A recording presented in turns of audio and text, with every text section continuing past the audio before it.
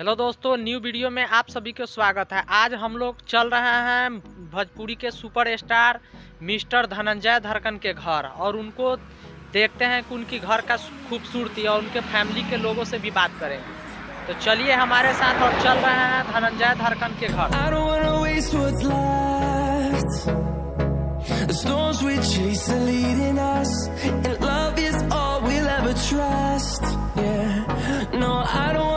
What's left, and on we'll go,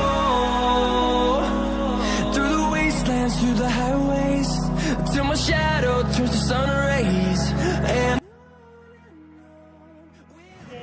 hello दोस्तों, new video में आप सभी को स्वागत है। हम नए टूर पर आ चुके हैं धनंजय धड़कन के घर पे। ये आपको जो घर दिखाई दे रहा है, ये धनंजय धड़कन जी का घर है।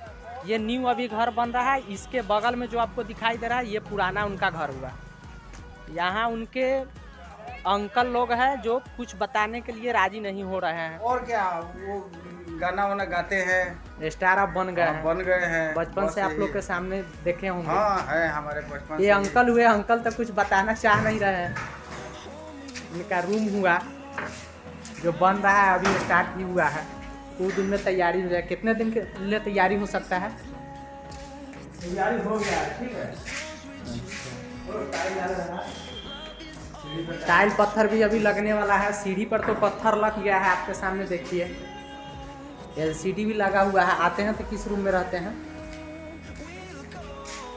अभी बोलिए रहा है तो लोग स्टेप बाय स्टेप काम हो रहा है, एक बार काम हो रहा है।